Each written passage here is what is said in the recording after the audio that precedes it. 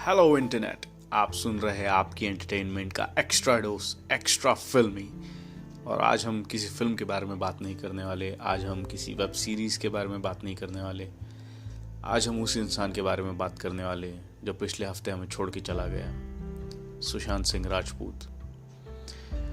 मैंने काफ़ी सोचा, एक्चुअली ये पॉडकास्ट जो है मुझे पिछले हफ्ते ही करना था, जिस दिन सुशांत ने सुसाइड की थी।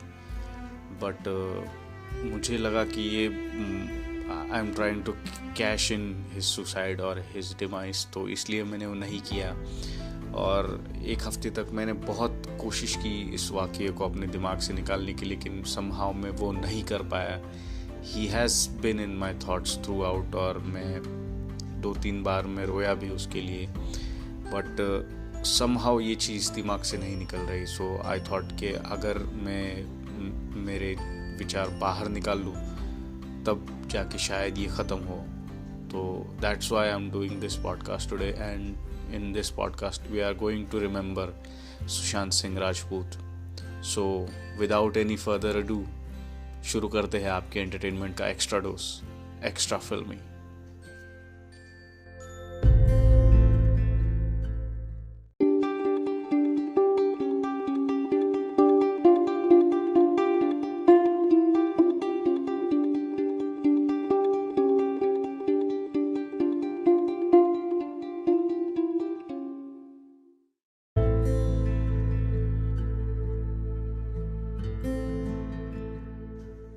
सुशांत की पर्सनल लाइफ के बारे में काफ़ी लोगों को पता ही नहीं था। मतलब अभी उसकी डेथ के बाद ही बहुत सारी इन्फॉर्मेशन जो है पब्लिकली लोगों को पता चलने लगी। बस तब तक इतना पता था कि वो एक इंजीनियर है और काफ़ी स्मार्ट टाइप ऑफ पर्सन था, लेकिन he was so much more than that. Like 2003 में जब AIEEE का एग्ज़ाम हुआ था, तब सुशांत का 7th रैंक आया था उसके अंदर, और उसने दिल्ली कॉलेज ऑफ इंजीनियरिंग में एडमिशन लिया था मैकेनिकल इंजीनियरिंग के लिए। लोग उसे इंजीनियर बोलते, लेकिन सुशांत ने इंजीनियरिंग कभी कंप्लीट की ही नहीं थी। उसने ड्रॉप आउट कर लिया था इंजीनियरिंग से। एक्चुअली उसे नेशनल ओलंपियाड का भी प्राइज़ मिल चुका है फिज़िक्स के लिए। He was very much into physics and astronomy. उसकी काफ़ी ज़्यादा रुचि थी उस सब्जेक्ट के अंदर। जब दिल्ली टेक्नोलॉजी यूनिवर्सिटी में सुशांत पढ़ रहा था, तब सुशांत का ध्यान जो था पढ़ाई से हटकर उसे डांस क्लासेस ज्वाइन करने का उस वक्त बहुत इच्छा हुई थी, और उसने शामक दावर की जो डांस क्लासेस है उन्हें अटेंड करना शुरू किया था। अब वहाँ पे उसके जो फेलो डांस मेंबर्स थे, उनमें से कुछ लोगों को एक्टिंग में भी इंटरेस्ट था। तो उनके साथ फिर सुशांत ने जाकर बैरी जॉन्स ड्रामा क्लासेस भी ज्वाइन किए। बैरी जॉन्स ड्रामा क्लासेस वही क्लासेस है जहाँ से शाहरुख खान ने अब एक्टिंग का क्लास किया था। और ये 2 सिमिलैरिटीज़ है शाहरुख और सुशांत में, कि दोनों भी आउटसाइडर्स है, दोनों दिल्ली से आते हैं। सुशांत था पटना से, लेकिन दिल्ली मूव हुआ था पढ़ाई के लिए, और उन दोनों ने भी बैरी जॉन के ड्रामा क्लासेस में एक्टिंग सीखी थी। उसके बाद फिर हुआ ये कि कुछ महीनों बाद ही, जब शामक दावर का क्लास जब सुशांत ने ज्वाइन किया था, तब 2005 में ही उसे एक बैकग्राउंड डांसर्स के ग्रुप में सिलेक्ट कर लिया गया, जो 51st फिल्म फेयर अवार्ड्स में जिन्होंने परफॉर्म किया था 2006 में। उसके बाद ऑस्ट्रेलिया में जब कॉमनवेल्थ गेम्स हुए थे, उसमें भी ऐश्वर्या राय के परफॉर्मेंस में Sushant as a background dancer था। And I remember Sushant saying के सुशांत कहा करता था कि इतना ही तो चाहिए, बस तीन लाइन आगे खड़ा है ये स्टार मेरे से, इतनी ही लाइन क्रॉस करनी है मुझे। तो he was very optimistic about those things. जब कॉलेज में था सुशांत DTU में, तब इन डांस क्लासेस की वजह से उसे इतना कम वक्त मिलता था कि उसके बहुत सारे बैकलॉग्स रहा करते थे पीछे, और उसकी वजह से जब सिर्फ 6 महीने बाकी थे फाइनल सेमेस्टर में, सुशांत ने जो है कॉलेज से ड्रॉप आउट कर लिया था। अब सुशांत के सामने एक ही सपना था कि अब उसे फिल्मों में जाना है, इसलिए सुशांत मुंबई शिफ्ट हो गया, और नादिरा बब्बर का जो एकजुटे थिएटर ग्रुप है वो ज्वाइन किया उसने। और उसके बाद फिर 1-1.5 साल तक उसने उनके साथ थिएटर किया, और इस थिएटर के दरमियान कोई स्टेज प्ले हो रहा था उसका, जहाँ बालाजी टेल फिल्म से कोई आया हुआ था कास्टिंग एजेंट, उसने सुशांत को देखा और फिर उसे शॉर्टलिस्ट कर लिया गया। उसके पहले सुशांत ने एक नेस्ले मंच का एक ऐड भी किया था जो काफ़ी फेमस हुआ था। जब बालाजी टेलीफिल्म्स के लिए उसे शॉर्टलिस्ट कर लिया गया 2008 में, तो उसे प्रीत जुनेजा का रोल मिला था। किस देश में है मेरा दिल करके एक सीरियल हुआ करता था, उसके अंदर उसे रोल मिला था। ये रोल काफ़ी छोटा था, मतलब स्टार्टिंग में ही उसका कैरेक्टर जो है मर जाता है, बट बिकॉज वो कैरेक्टर इतना ज़्यादा पॉपुलर हुआ तो उसे एक स्पिरिट के फॉर्म में वापस लाना पड़ा था सीरियल वालों को। और उसके बाद फिर जून 2009 में सुशांत को मिला उसका बिग ब्रेक पवित्र रिश्ता जिसमें उसने मानव देशमुख का रोल किया था। और इस रोल से ट्रूली ब्रेकआउट किया सुशांत सिंह राजपूत ने, क्योंकि इस रोल को बहुत सारे अवार्ड्स भी मिले थे टेलीविज़न में। और ये जोड़ी जो थी अंकिता की और सुशांत की बहुत पॉपुलर हुई थी। दोनों एक्चुअल रियल लाइफ रिलेशनशिप में भी थे and things were going very smooth for him. उसने 1-2 डांस रियलिटी शोज़ भी किए थे। झलक दिखला जा 4 में भी था सुशांत एंड काफ़ी कुछ अच्छा चल रहा था। लेकिन सुशांत को जाना था फिल्मों में, और फिर बारी आई काय पोचे की, जिसमें सुशांत को उसका बिग ब्रेक मिला। काय पोचे बेस्ड थी चेतन भगत की 3 मिस्टेक्स ऑफ माई लाइफ पर, और इसे डायरेक्ट किया था अभिषेक कपूर ने। ये एक मल्टी स्टारर फिल्म थी, 3 लीड्स थे इस फिल्म के, लेकिन क्लियरली सुशांत का जो कैरेक्टर था ईशान, वो डेफिनेटली ब्रेकआउट कैरेक्टर था इस फिल्म का, जिसके लिए उसे स्टार स्क्रीन अवार्ड्स भी मिला था। बेस्ट डेब्यू के लिए फिल्म फेयर के लिए उसे नॉमिनेशन भी मिला था। और एक बहुत अच्छी शुरुआत थी ईशान का जो कैरेक्टर उसने प्ले किया था। मुझे एक्चुअली वो फिल्म ही बहुत ज़्यादा पसंद है काय पोचे। मतलब जिस खूबसूरती से उस कहानी को लिखा है कि जितनी भी सारी हिस्ट्री है गुजरात की, वो पूरी एक कहानी में एक धागे में पिरोई है उस फिल्म के अंदर। और शुरुआत के ही जब जो कुछ सीन्स है वहाँ पर ही एक स्टार क्वालिटी दिखाई देती है सुशांत की। लाइक जब वो उन्हें वो दुकान किराए पे मिलती है और उसका दरवाज़ा खोलकर सुशांत जब पहली बार जाकर उस मैदान को देखता है, उसके हाथ अपने कमर पर रखे हुए हैं और एक सर्कलिंग शॉट आता है और उसकी आंखें और उसका चेहरा, जब वो सीन जब आता है तब दिखाई देता है कि कितने सपने हैं इस बंदे की आंखों में। और वो जो एक्सप्रेशन है उसके, वो स्टार क्वालिटी तभी मुझे भा गई थी उसकी कि क्या कमाल बंदा है करके ये। और उसके साथ एक कनेक्शन हमेशा से ये था कि वो हमेशा अपना सा लगा मुझे, क्योंकि वो टेलीविज़न से आया हुआ था। वो ऐसा किसी स्टार का बेटा नहीं था या किसी कनेक्शन से बॉलीवुड में नहीं आया था। वो हमेशा मुझे अपना सा लगा, ऐसा लगा कि हमारे बीच से उठकर कोई हीरो बन गया है। उसे देख के हमेशा एक लाइक इंस्पिरेशन मिलती थी कि हाँ, हम भी कुछ कर सकते हैं लाइफ में अगर ये कर सकता है तो। So it was such A special film for so many reasons. और काय पोचे एक बहुत अच्छी फिल्म थी और ईशान के रोल में बहुत ज़बरदस्त डेब्यू किया था सुशांत ने। सुशांत बहुत ही अजीब मिश्रण था। लाइक इंस्टाग्राम पे सुशांत अपने फैंस को फॉलो किया करता था। लाइक आई डोंट नो कोई स्टार ये करता होगा, आई एम प्रिटी श्योर कोई नहीं करता होगा ये। और क्वांटम फिजिक्स और एस्ट्रोनॉमी में उसे इतना ज़्यादा इंटरेस्ट था। वो एक थिंकर था। लाइक वो हमेशा दुनिया में अपनी जगह के बारे में, अपनी एग्जिस्टेंस के बारे में या अपने पर्पस के बारे में सोचा करता था। और बहुत like deep kind of thinking वाला इंसान था। वो एक शैलो पर्सन नहीं था सुशांत। सेकंड फिल्म थी उसकी शुद्ध देसी रोमांस। ये मेरी पर्सनली फेवरेट फिल्म है सुशांत की, एंड आई एम श्योर किसी की भी ये फेवरेट फिल्म नहीं होगी, बट मुझे सुशांत का रोल इसमें बहुत ज़्यादा पसंद है। लिव इन रिलेशनशिप के बारे में फिल्म बात करती है।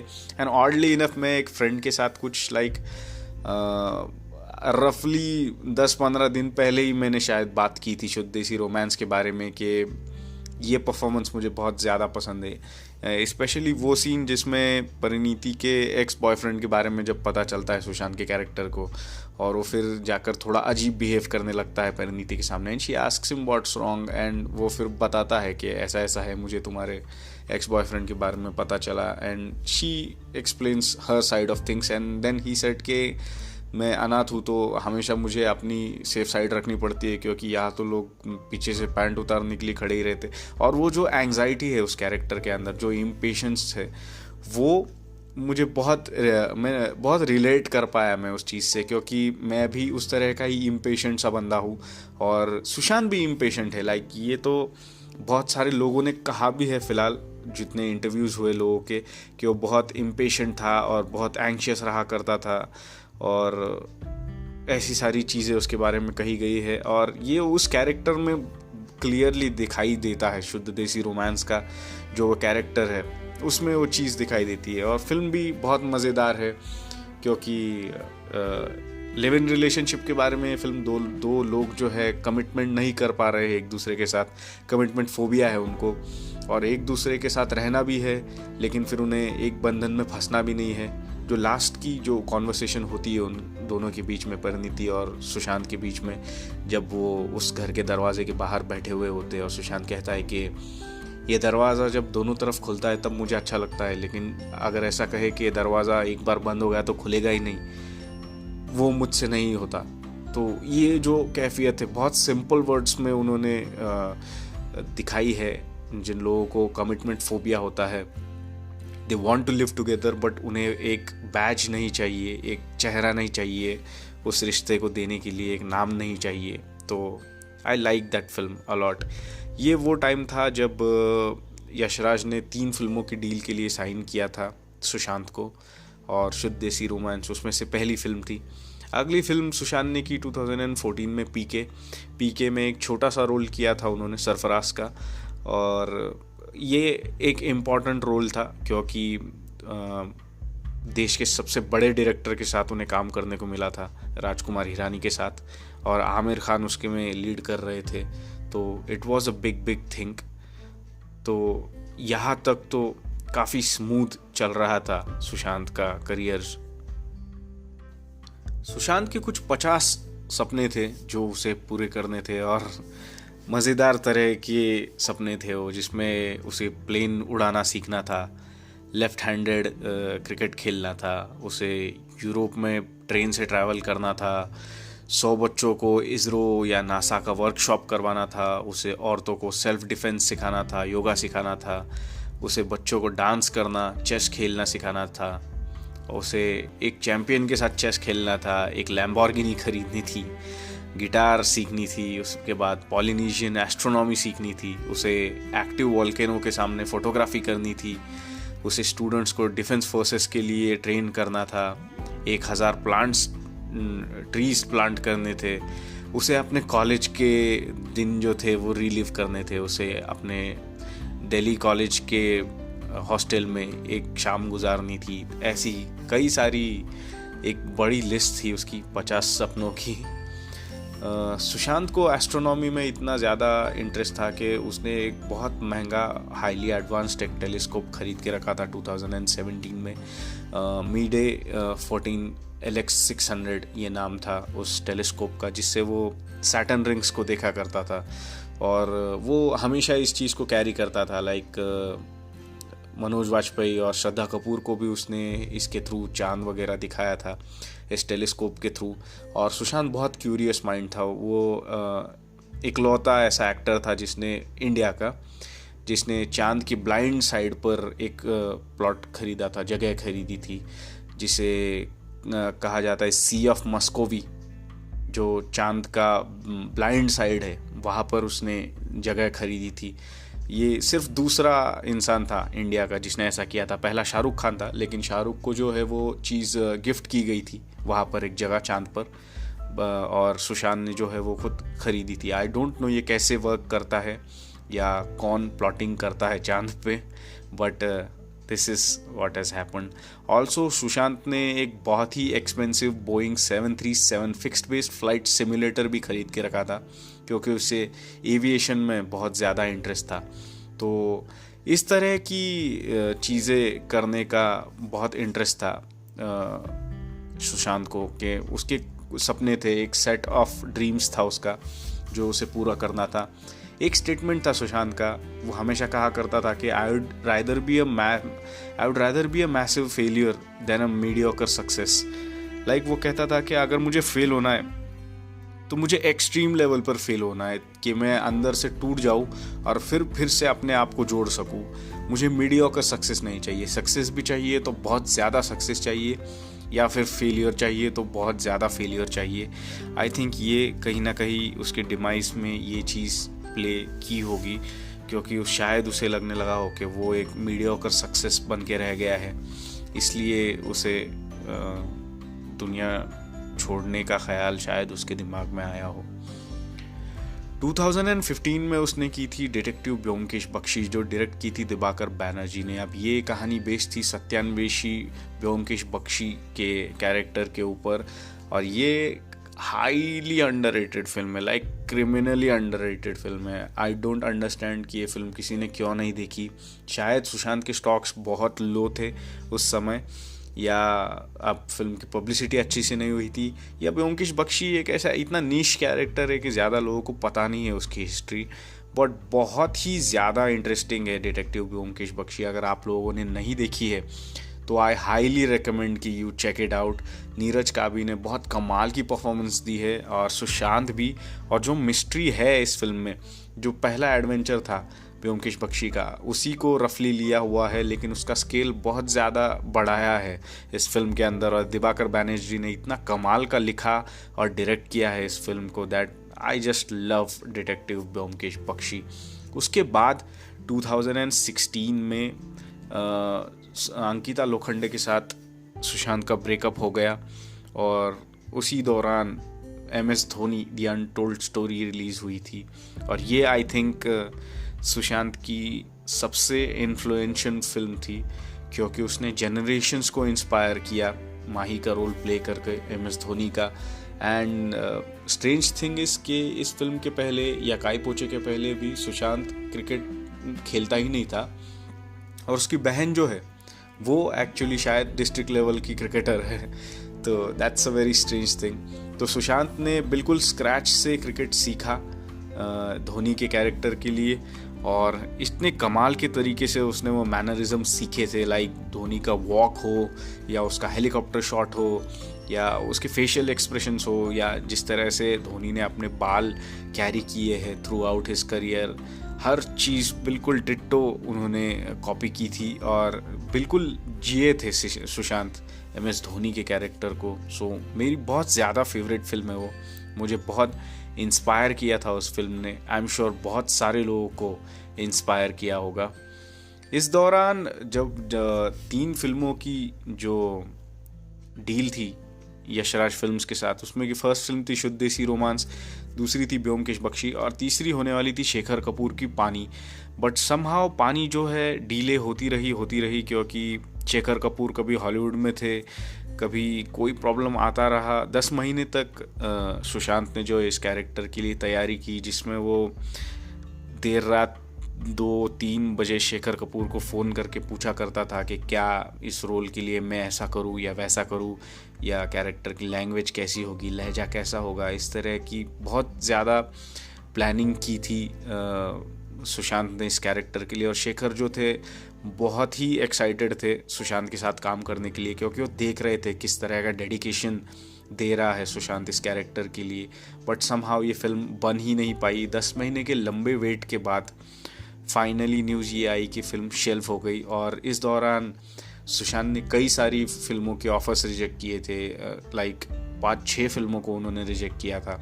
तो सुशांत का कहना ये था कि अगर आप मुझसे एक फ़िल्म नहीं करवा रहे हो, और अगर मेरे उसमें 10 महीने जा रहे हैं, तो आपको मुझे कोई और एक फ़िल्म ऑफ़र करनी चाहिए एज कॉम्पनसेशन, क्योंकि इसके बीच में बहुत ज़्यादा वक्त और एफ़र्ट गया था सुशांत का, और लगभग 10 महीने तक उसने और कोई फ़िल्म साइन नहीं की थी।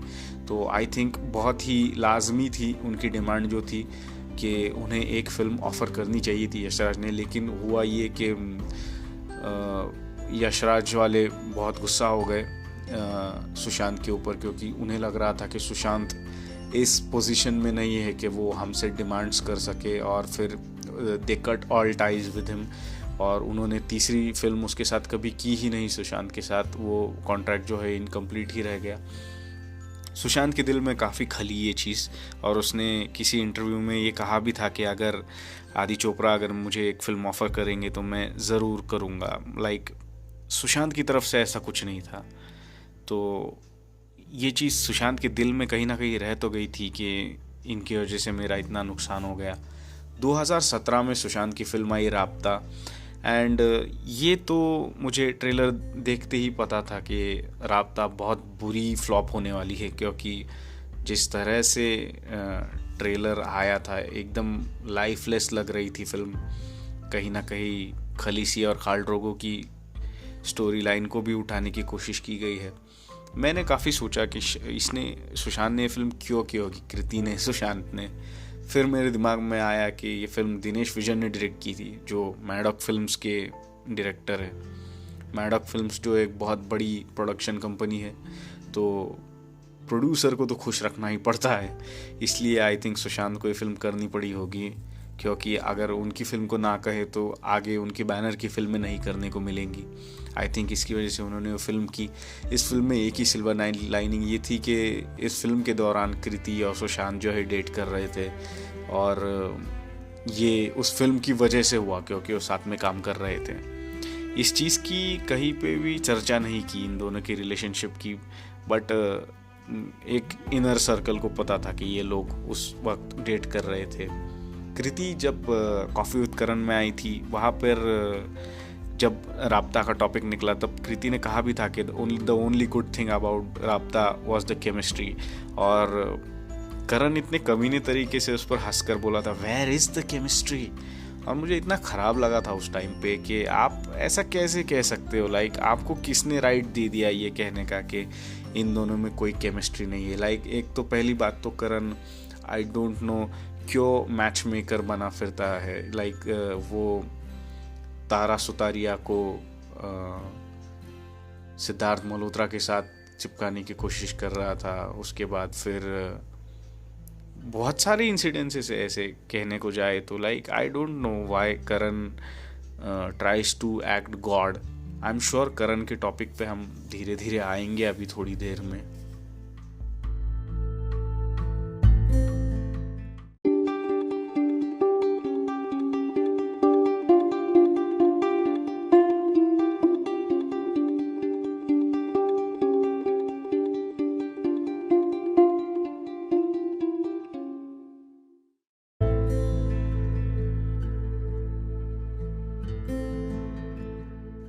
इसके बाद सुशांत ने सोनाक्षी की वेलकम टू न्यूयॉर्क में भी एक छोटा सा कैमियो किया था।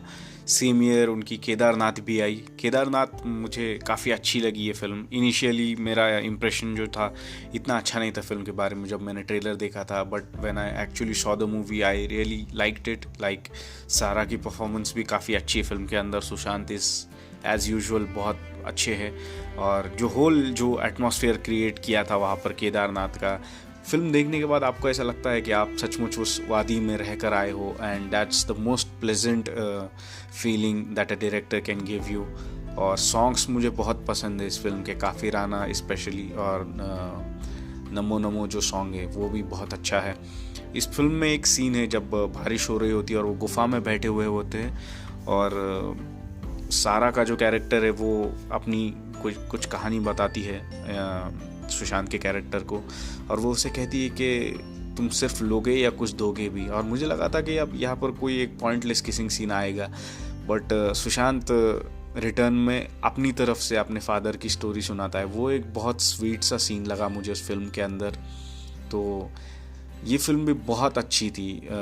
आई थिंक 60-70 करोड़ का बिजनेस किया था केदारनाथ ने, और ये फिर से एक अपवर्ड स्विंग आने लगा था इसके अपने सुशांत के करियर में, क्योंकि अच्छा खासा बिजनेस किया था। उसके बाद 2019 में सुशांत ने की सोन चिरैया, जो आई थिंक सुशांत के करियर का बेस्ट काम है। सोन चिरैया इतने कम लोगों ने देखी, बाय गॉड। आई थिंक सिर्फ 7 करोड़ तक बिजनेस किया था इस फिल्म ने, और इसके साथ रिलीज़ हुई थी स्टूडेंट ऑफ द ईयर 2, जिसने 70-80 करोड़ का बिजनेस कर लिया था। यार यहाँ पर जाके ना फिर प्रॉब्लम हम पे आ जाती है। लोग कहते हैं कि अच्छी फिल्में बनती नहीं है, लेकिन जब बन रही है तो हम जाकर देखते भी नहीं है उन फिल्मों को। सोन चिरैया के टाइम पे सुशांत को ट्विटर पर कैंपेन करना पड़ा था, ट्वीट करके उन्होंने लिटरली भीख मांगी थी लोगों से कि जाकर मेरी फिल्म देखो, क्योंकि मेरा और कोई गॉड फादर नहीं है, ऑडियंस ही मेरी गॉड फादर है। अगर आप लोग मेरी फिल्में नहीं देखोगे तो मुझे काम मिलना बंद हो जाएगा। इस हद तक गिर कर एक स्टार को हाथ जोड़ कर विनती करनी पड़ी थी अपने ऑडियंस से, और तब भी जाकर लोगों ने वो फिल्म नहीं देखी। और अब मुझे इतना गुस्सा आ रहा है जब अब लोग जाकर ZEE5 पर जब लोग देख रहे हैं सोन चिड़िया और कह रहे हैं कि बहुत अच्छी फिल्म है और तब देखनी चाहिए थी, या अब मुझे थिएटर में देखने का दिल कर रहा है। मुझे चप्पल से मारने का दिल करता है ऐसे लोगों को कि जब ये फिल्म लगी हुई थी तब आपने जाकर देखा नहीं। अगर ये फिल्म तब चल जाती, अगर सुशांत के हाथ में कुछ फिल्में होती इस वक्त, तो शायद वो नहीं मरता, शायद वो डिसाइड करता कि अभी मरने का वक्त नहीं आया है। लेकिन लोगों ने फिल्म उस वक्त नहीं देखी, उसकी वजह से आई थिंक कहीं ना कहीं हम लोग भी इसमें एक फैक्टर रहे ही होंगे। बहरहाल 2019 में उसने फिल्म की छिछोरे, और ये तो सरप्राइज सुपर हिट निकल गई ये फिल्म। ट्रेलर इतना गंदा कट किया हुआ था उसका। फिल्म देखने के बाद फर्स्ट थॉट मेरे दिमाग में ये आया था कि जिस किसी ने ये इस फिल्म का ट्रेलर कट किया था उससे इमीडिएटली फायर कर देना चाहिए उसके जॉब से, क्योंकि उसने इतना घटिया ट्रेलर कट किया था कि उसके भरोसे तो मैं कभी देखने ना जाता उस फिल्म को। लेकिन क्योंकि वर्ड ऑफ माउथ बहुत अच्छा था, बहुत अच्छे रिव्यूज़ थे फिल्म के, इसलिए मैं छिछोरे देखने गया and it turned out to be such a pleasant surprise. और आयरनी ये है कि फ़िल्म सुसाइड प्रिवेंशन के बारे में बात करती है। फिल्म इस बारे में बात करती है कि अपना पूरा एफर्ट दो और नतीजे की चिंता मत करो, और तुम्हें जीना चाहिए, ये सिखाती है फिल्म। लेकिन समहाउ हमारा हीरो ही, क्या बोले अभी, छिछोरे कमाल की फिल्म लगी मुझे। उसमें श्रद्धा के साथ काफ़ी अच्छी फ्रेंडशिप हो गई थी सुशांत की। श्रद्धा ने बहुत लंबी एक पोस्ट की थी अपने इंस्टाग्राम पर सुशांत के जाने के बाद, and she was among the very few people who attended the funeral along with Kriti Sanon. Shraddha Kapoor, जो मुकेश छाबड़ा की बात करने की रह गई। मुकेश छाबड़ा उन लोगों में से है जिसने सुशांत का करियर बनाया है। Mukesh Chhabra is one of the biggest casting directors of India, और सुशांत के बहुत अच्छे दोस्त थे वो। उन्होंने जो इमेज पोस्ट की है अपने इंस्टाग्राम पर जिसमें सुशांत हग कर रहा है मुकेश को, वो देखकर लाइक हर बार मेरी आंखों में पानी आ जाता है जब मैं वो इमेज देख रहा हूँ। और आई कैन ओनली इमेजिन उन लोगों पर क्या बीत रही होगी इस वक्त, क्योंकि सुशांत बहुत अच्छा दोस्त था मुकेश के साथ, और मुकेश ने बहुत बड़ी बड़ी फिल्में दिलवाई है सुशांत को। काई पोचे हो गया, केदारनाथ हो गई, सोन चिड़िया, छिछोरे, ये सारी फिल्में जो है सुशांत को मुकेश छाबड़ा ने दिलवाई थी। यही नहीं, मुकेश छाबड़ा की अगली फिल्म जो थी उनका डायरेक्टोरियल डेब्यू दिल बेचारा, जो the fault in our stars का रीमेक है, उसमें भी सुशांत स्टार कर रहे थे। तो छिछोरे फिल्म उन्हें मुकेश ने दिलाई थी। उसके बाद इकलौती ऐसी सबसे घटिया फिल्म सुशांत के करियर की जो थी ड्राइव, वो आई 2019 में, और ये सीधा डायरेक्टली नेटफ्लिक्स पे गई थी ये फिल्म। और मैं ये नहीं कहूँगा कि ये फिल्म सुशांत की वजह से फ्लॉप हुई। ये फिल्म फ्लॉप हुई है उसके डायरेक्टर तरुण मनसुखानी की वजह से, जिन्होंने पहले दोस्ताना डायरेक्ट की थी। और सिर्फ सुशांत की कोई गलती नहीं, इसमें तो यहाँ पर बोमन ईरानी और पंकज त्रिपाठी जैसे बड़े बड़े मंजे हुए एक्टर्स भी थे जो खुद स्ट्रगल कर रहे थे, और देखकर उनके समझ आ रहा था कि इन लोगों को रत्ती भर का भी इंटरेस्ट नहीं है ये फिल्म करने में, बट बिकॉज फिल्म साइन कर चुके हैं और प्रोजेक्ट शुरू हो चुका है, इसलिए ये लोग एक्ट कर रहे हैं इस फिल्म के अंदर। ये साफ साफ दिखाई दे रहा था, और बिल्कुल ही घटिया फिल्म थी, एक नंबर की drive. I just wish Sushant ने वो फिल्म ना की होती, बट फॉर्चुनेटली उनकी आखिरी फिल्म दिल बेचारा होगी, ड्राइव नहीं होगी। और दिल बेचारा भी मैंने सुन रखा है कि बहुत it has turned out terribly, बहुत ख़राब बनी है वो फिल्म, इसलिए वो डायरेक्टली हॉटस्टार पर जा रही है और थिएट्रिकली रिलीज़ नहीं होने वाली है। And that's a very sad thing, क्योंकि वो फाइनल फिल्म होने वाली है सुशांत के करियर की। इसके अलावा सुशांत आई थिंक 2 और फिल्में कर रहे थे। चंदा मामा दूर के नाम की एक साइंस फिक्शन फिल्म कर रहे थे वो आर माधवन के साथ में, और तक तुम नाम की एक म्यूज़िकल ड्रामा करने वाले थे इरफान खान और परिणीति चोपड़ा के साथ, जो होमी आटजानिया डायरेक्ट करने वाले थे। इरफान खान सैडली वो भी गुजर गए कुछ महीने पहले, तो शायद वो फिल्म भी शेल्फ होने वाली थी। और कुछ एक बायोपिक सीरीज़ होने वाली थी जिसमें कुछ 12 कैरेक्टर्स प्ले करने वाले थे सुशांत, जिनमें से थे चाणक्य, रविंद्रनाथ टैगोर, एपीजे अब्दुल कलाम, ऐसे कुछ कैरेक्टर्स प्ले करने वाले थे, ऐसी न्यूज़ थी। बट आई डोंट नो ये सच था या नहीं। ऑल्सो न्यूज़ ये भी थी कि छिछोरे के बाद उन्होंने 7 फिल्में साइन की थी, जिसमें से 6 फिल्मों से उन्हें निकलवा दिया गया था। अब ये बिल्कुल ही स्पेकुलेशन लेवल पर है, मुझे बिल्कुल ही अंदाज़ा नहीं है इसमें से कितना सच है और कितना झूठ है, तो I can't really comment on that. But अगर ये चीज़ें सही है तो कहीं ना कहीं कुछ ना कुछ तो कॉन्स्पिरेसी होगी, क्योंकि 7 में से 6 फिल्मों में से कैसे निकल सकता है कोई, ऐसा क्या ही कर लोगे आप जिसकी वजह से आपको 6 फिल्मों से निकाल दिया जाएगा। That's just beyond my understanding.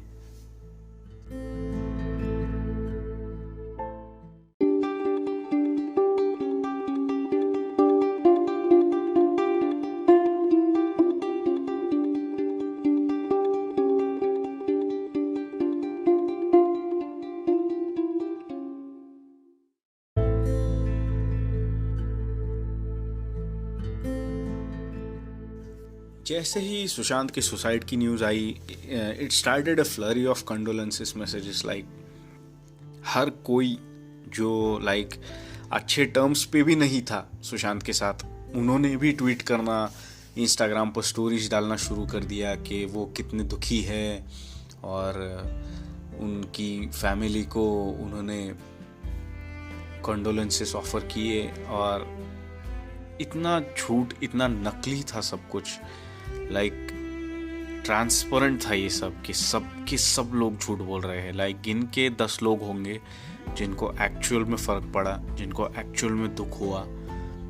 बाकी सब लोग तो सिर्फ नौटंकी करने में लगे हुए थे। हर कोई बस अपना नाम क्लियर करने की कोशिश कर रहा था। करण जौहर ने तो जो पोस्ट किया है उसके ऊपर से बहुत ज़्यादा खिल्ली उड़ाई गई उनकी। आई don't know what is the truth. I don't think कि कुछ किया होगा करण ने सुशांत के अगेंस्ट, बट करण के इंस्टाग्राम पोस्ट में ही लिखा हुआ था कि उन्हें इस बात का दुख है कि वो नहीं थे सुशांत के टफ टाइम्स में उसके साथ में, और शायद उन्हें और कम्युनिकेट करना चाहिए था। सेम चीज़ शेखर कपूर ने भी कही कि उन्हें सुशांत के साथ होना चाहिए था उस वक्त पर। और शेखर के पोस्ट में मुझे सिंसियरिटी दिखाई दी।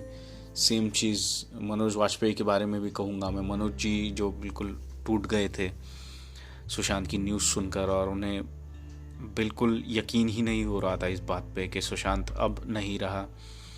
सबसे ज़्यादा दुख आई थिंक इंडस्ट्री में कृति सनन को हुआ था। कृति ने शुरुआत में 1-2 दिन तक अपने इंस्टाग्राम पर कुछ पोस्ट भी नहीं किया था, क्योंकि जो एक्चुअली दुखी होता है इंसान वो इंस्टाग्राम पर स्टोरीज पोस्ट नहीं करते फिर रहा होता है। और मीडिया इतनी बेहुदा लेवल पर उतर आई थी उस वक्त। जब फ्यूनरल को गई हुई थी कृति, तब वहाँ पर रिपोर्टर्स बोल रहे हैं कि मैडम कांच नीचे करो, चेहरा नहीं दिख रहा, फ़ोटो खींचना है। बेहुदा एकदम थर्ड क्लास लेवल की हरकतें हो रही थी मीडिया के through.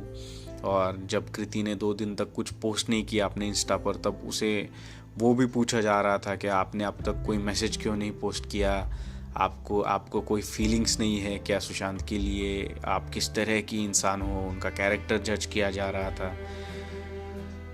Indian media most of the times समझती ही नहीं है कि कुछ एथिक्स उन्हें रखनी चाहिए। सुशांत के फादर बुरी तरह से टूट चुके हैं, रो रहे हैं, क्योंकि जिस बच्चे को उन्होंने अपने कंधे पे खिलाया था, आज उन्हें उन्हीं कंधों पर उसकी अर्थी उठानी है।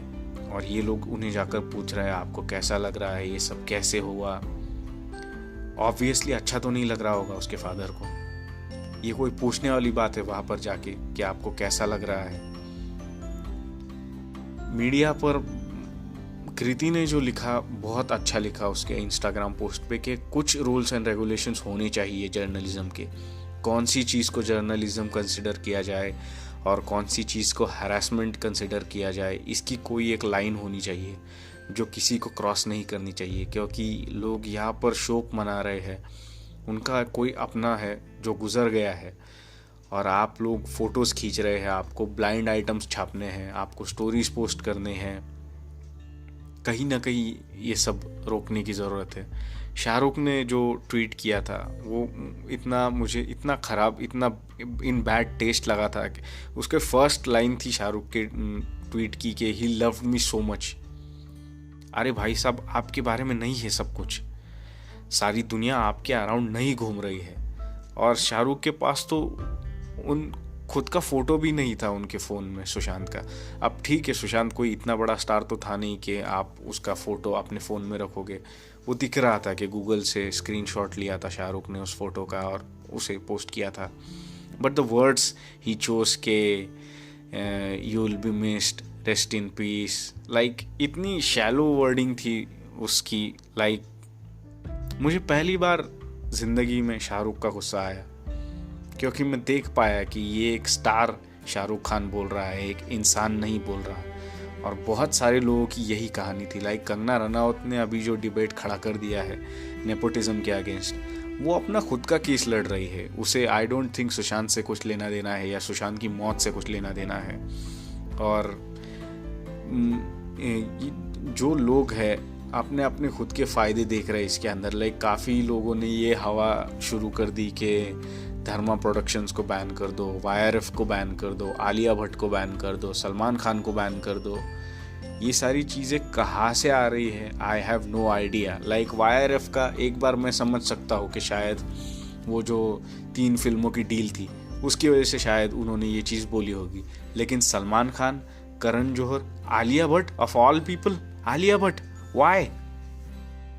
ड्राइव जो थी धर्मा प्रोडक्शंस की फिल्म थी, तो करण जौहर को इसके अंदर क्यों घसीटा गया है, आई डोंट नो। शायद करण ने इसे ब्लेम किया हो सुशांत को फिल्म के फेलियर के बाद, शायद इसलिए, क्योंकि जब ड्राइव नेटफ्लिक्स पे आई तब सुशांत ने इंस्टाग्राम पे भी उसका प्रमोशन नहीं किया था, तो शायद करण ने उसे ब्लेम किया हो उस फिल्म के लिए, इसलिए शायद करण का नाम आ रहा हो। सलमान का नाम आने का तो कोई संबंध ही नहीं है। लाइक सलमान और सुशांत दूर दूर तक कोई कनेक्शन ही नहीं दोनों के बीच में। आलिया भट्ट ठीक है, एक बार जब कॉफ़ी विद करण में जब सवाल पूछा गया था सुशांत के बारे में, देन शी सेड कि आई don't know who is Sushant, या उसने कहा था कि he is an outsider, he is a TV actor. तो ठीक है, कोई बड़ी बात नहीं है। आलिया भट्ट वो लड़की है जिसे इंडिया के प्रेसिडेंट का नाम याद नहीं था, तो आप लाइक सुशांत उसे पता होगा, ये चीज़ एक्सपेक्ट भी कैसे कर सकते हो उससे? तो व्हाट्स द बिग डील? आप इस तरह से लोगों को कटघरे में खड़ा नहीं कर सकते। उसके बाद फिर नेपोटिज्म वाला डिबेट फिर से शुरू हो गया कि स्टार किड्स को बहुत अपॉर्चुनिटीज़ मिलती है और जो आउटसाइडर्स होते हैं उनको अपॉर्चुनिटीज़ नहीं मिलती। फिर एक बड़ा सा change.org पे एक पिटीशन भी आई है बाय द वे, जिसमें कहा है कि हमें नेपोटिज्म वालों की फिल्में नहीं देखनी है या धर्मा को हमें बैन करना है, फलाना फलाना। अब मुझे ये बताओ, जैसे ही थिएटर्स ओपन होंगे सूर्यवंशी रिलीज़ होने वाली है, उसे धर्मा प्रोडक्शंस ने प्रोड्यूस किया है, क्या आप वो फिल्म नहीं देखने वाले हो? 100% हर कोई जाकर उस फिल्म को देखने वाला है। तो ये चीज़ तो बोलना बंद ही कर दो आप कि हम इन लोगों की फिल्में नहीं देखेंगे। ज़्यादा से ज़्यादा 1 महीने के बाद किसी को ये डिबेट याद भी नहीं होगा नेपोटिज्म वाला। इन लोगों की फिल्में आप किसी भी तरह से बैन नहीं कर सकते। 1 महीने के अंदर अंदर सारा कुछ जो है सेटल डाउन हो जाएगा, लोग चीज़ें भूल जाएंगे and things will go back to where how they used to be. Also one thing is, nepotism एक ऐसा आउटसाइड फैक्टर की तरह काम नहीं करता। नेपोटिज्म एक सर्कल बन जाता है बाद में। शाहरुख खान जब आए थे तब स्टार्टिंग में वो एक आउटसाइडर थे, लेकिन अब वो कंट्री के सबसे बड़े सुपरस्टार है।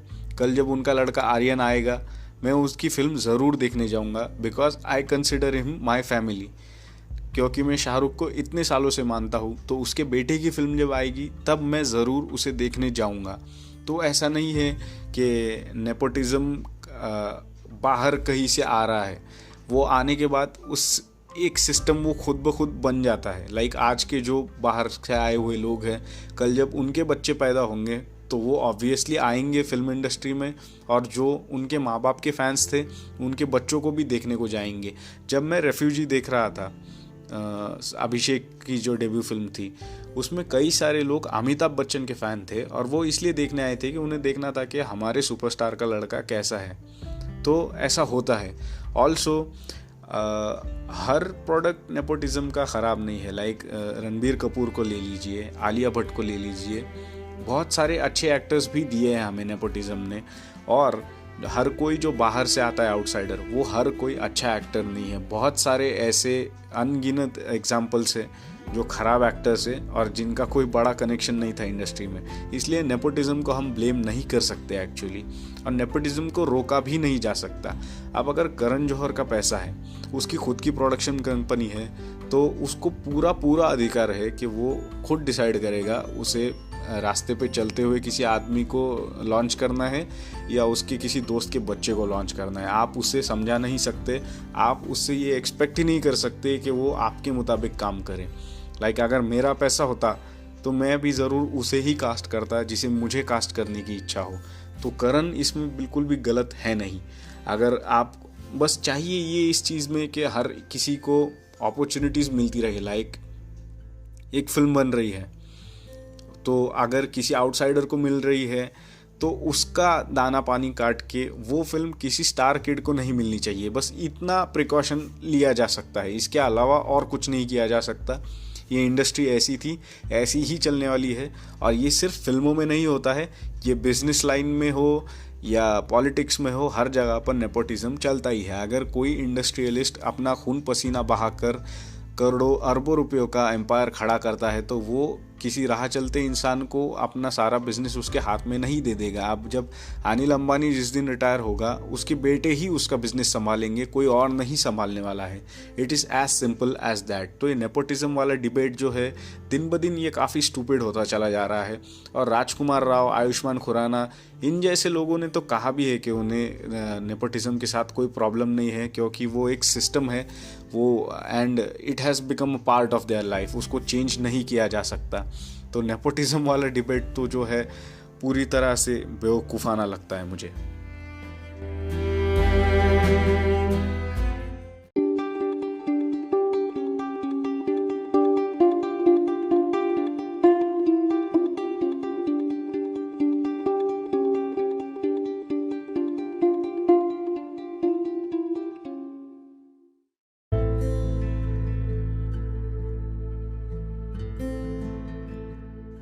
अब आते हैं इस पॉडकास्ट के आखिरी मुद्दे पे, जो है डिप्रेशन।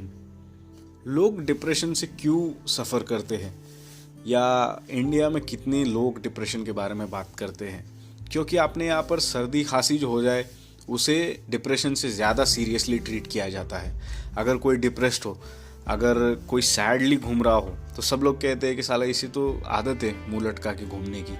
या कोई अगर बताता है कि मुझे अच्छा फील नहीं हो रहा है काफ़ी दिनों से, मुझे सैड फील हो रहा है, तो उसे ये सलाह दी जाती है कि सैड फील हो रहा है तो अच्छा फील करो, अच्छा खाओ, जो आपको अच्छा लगता है वो करो। इस तरह की फालतू चीज़ें उस इंसान को बताई जाती है, और उसकी वजह से फिर वो कभी अपनी फीलिंग्स किसी के साथ शेयर ही नहीं कर पाता, क्योंकि डिप्रेशन को जो है सीरियसली लिया ही नहीं जाता। बहुत सारे घरों में ये भी कहा जाता है कि डिप्रेशन अमीर लोगों की बीमारी होती है। लाइक जिन लोगों के लाइफ में कोई प्रॉब्लम नहीं होता, उन्हें प्रॉब्लम ढूंढने की बीमारी होती है, और उस प्रॉब्लम का नाम होता है डिप्रेशन। कि आप ज़बरदस्ती अपनी लाइफ में कोई प्रॉब्लम्स ढूंढ रहे हो, बट एक्चुअली ऐसा होता नहीं। Depression is as real as it gets. जो WHO की रिपोर्ट है उसके हिसाब से 7.5% ऑफ इंडियन पॉपुलेशन को डिप्रेशन है, और उन्होंने प्रेडिक्ट किया है कि बाय 2020 रफली 20% जो आबादी है भारत की, वो मेंटल इलनेस से सफ़र करेगी। तो ये एक बहुत ही इम्पॉर्टेंट सी स्टैटिस्टिक है कि हमें मेंटल हेल्थ के बारे में जागरूक रहना होगा, मेंटल हेल्थ के बारे में बात करनी होगी, क्योंकि 4000 से भी कम मेंटल हेल्थ प्रोफेशनल्स है इंडिया में इस वक्त। लाइक 120 करोड़ की आबादी के लिए सिर्फ 4000 लोग हैं, 4000 भी नहीं है, 4000 से भी कम लोग काम कर रहे हैं मेंटल हेल्थ प्रोफेशनल्स के पोस्ट पर। तो सवाल ये खड़ा होता है कि हम क्या कर रहे हैं मेंटल हेल्थ के लिए? क्या हम हमारे दोस्तों को, हमारी फैमिली को सपोर्ट कर रहे हैं? हम ये देख रहे हैं कि कोई हमेशा खोया खोया रहता है या हमेशा दुखी रहता है, या किसी के सोशल मीडिया पोस्ट हमेशा दुख भरे होते हैं, या वो हमेशा सैड सॉन्ग सुन रहा होता है, या कोई अपने ही शेल में रह रहा है, किसी से बात नहीं कर रहा, घुल मिल नहीं रहा, क्या किसी के वर्क रेट पर अपने काम करने के तरीके पर प्रभाव पड़ रहा है इस चीज़ का? इस बारे में हम बात कर रहे हैं? नहीं कर रहे हैं। हमें इस चीज़ के बारे में सोचना होगा, हमें एक दूसरे के साथ खड़े रहना होगा, हमें मेंटल इलनेस के बारे में खुलकर बात करना शुरू करना होगा। सुशांत इतना पॉपुलर इंसान था, फिर भी उसके साथ ये चीज़ हो गई, तो ये किसी के साथ भी हो सकती है। मेंटल इलनेस का अमीरी और गरीबी से दूर दूर तक कोई संबंध नहीं है। ये चीज़ गरीब इंसान को भी हो सकती है और ये अमीर इंसान को भी हो सकती है, और ये दोनों को भी इक्वली अफेक्ट करने वाली चीज़ है। तो हमें मेंटल इलनेस को सीरियसली लेना सीखना पड़ेगा, क्योंकि फिर लोग बहुत सारे लोगों ने ये कहा कि सुशांत के घर में उस दिन पार्टी हो रही थी और उसे देखकर कभी भी ये नहीं लगा कि यह आदमी रात को सुसाइड करने वाला है। सुसाइड करने वाला बंदा अपनी शक्ल पर नोट लेकर नहीं घूमता कि मैं सुसाइड करने वाला हूँ। ये लोग अपने चेहरे पर मास्क पहन लेते हैं खुशी का, सब लोगों को नॉर्मल दिखने की कोशिश करते हैं। बहुत सारे ऐसे लोग हैं जो दिन भर पूरी तरह से नॉर्मल दिखते हैं और रात के वक्त जब वो सोने को जाते हैं तब उनका अंदर का जो दुख है, उनका अकेलापन है, वो बाहर निकलता है। और कई दफ़े इंसान जो है कॉन्वर्सेशन इनिशिएट करने की कोशिश करता है, पर अगर सामने से वैसा रिस्पॉन्स उसे नहीं मिलता है, अगर सामने वाला इंसान उस चीज़ को नहीं समझ पा रहा, तो वो आदमी फिर ओपन अप होना ही बंद कर देता है और फिर वो अंदर ही अंदर घुटने लग जाता है। और एक दिन फिर उसका मैनिफेस्टेशन इस तरह सुसाइड में होता है। सिर्फ 34 साल का इंसान था सुशांत, क्या नहीं था उसके पास? पैसा था, प्यार था, फेम था, सब कुछ था, लेकिन फिर भी उसकी ज़िंदगी में कुछ ना कुछ कम था, जिसकी वजह से उसने इतना बड़ा स्टेप ले लिया। आपके आसपास के लोग ऐसा स्टेप ना उठाए, इसके लिए हमें ही आज से ही कुछ ना कुछ करना शुरू करना पड़ेगा। And the least we can do is notice the things. अपने आसपास रहने वाले लोगों का बिहेवियर नोटिस करो, किसी के लिए कंफर्ट का रीज़न बनो, उनके लिए बात करने का ज़रिया बनो। And it is very important कि हम 2020 में मेंटल हेल्थ को फिज़िकल इलनेस जितना ही इम्पोर्टेंस देना शुरू करें, क्योंकि सुशांत की मौत ने पूरे देश को झंझोड़ के रख दिया। लेकिन अगर ये डिबेट सिर्फ 8 दिनों तक चलता है और उसके बाद everything goes back to square one, तो सुशांत की मौत का कोई मतलब नहीं है। सुशांत तन्हाई में अकेला मरा है, उसे ज़िंदा रहने से ज़्यादा मरना प्रेफरेबल लगा। तो आप सोच सकते हो कि वो किस कदर अकेलापन महसूस कर रहा होगा। तो अगर आपके आसपास कोई दुखी है या आपका किसी के साथ झगड़ा हुआ है, तो आपकी ईगो को साइड में रखिए। शायद कोई बहुत ज़्यादा सफ़र कर रहा हो, उसे शायद आपके साथ की ज़रूरत हो, उसे चंद अच्छी बातों की ज़रूरत हो। हमें कम से कम उतना करना चाहिए। और जो लोग साइकेट्रिस्ट के पास जाते हैं, थेरेपिस्ट के पास जाते हैं, उसे अजीब नज़रों से नहीं देखना चाहिए, क्योंकि हमारे यहाँ पे ये एक अजीब तरह का जोक होता है। अगर कोई साइकेट्रिस्ट के पास जाता है तो लोग कहते हैं अरे ये तो पागल है साला, साइकेट्रिस्ट को देखने जाता है, या फिर अपने पैसे देकर अपने प्रॉब्लम्स वहाँ पर जाके बताता है। Going to a psychiatrist is as normal as going to a simple MBBS doctor. इस चीज़ को हमें नॉर्मलाइज करना होगा और इसके लिए आज से ही हमें कुछ ना कुछ स्टेप्स लेने शुरू करने पड़ेंगे, वरना आज एक सुशांत मरा है, कल जाकर बहुत सारे सुशांत होंगे और वो मुझे नहीं चाहिए कम से कम। So I want to make an active effort from my side and also जो लिसनर्स है इस पॉडकास्ट के, मैं चाहूँगा कि आप भी अपनी तरफ से कुछ एफर्ट करें कि आगे चलकर कोई और अपनी ज़िंदगी को इतना सस्ता ना समझे। So this was it for this podcast. Sushant Singh Rajput हमेशा मेरे और आपके दिल में रहेगा।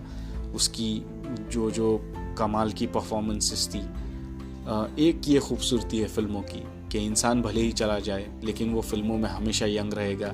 उसके वो मोमेंट्स हम हमेशा जिएंगे और आई होप इंशाअल्लाह सुशांत अब एक अच्छी जगह पे है और इसके बाद कोई और सुशांत ना हो। इसकी इंडस्ट्री को और हम सबको मिलकर इस चीज़ की जिम्मेदारी लेनी होगी। So on that note I am signing off. This is Pawan and you've been listening to your entertainment's extra dose, extra filmy.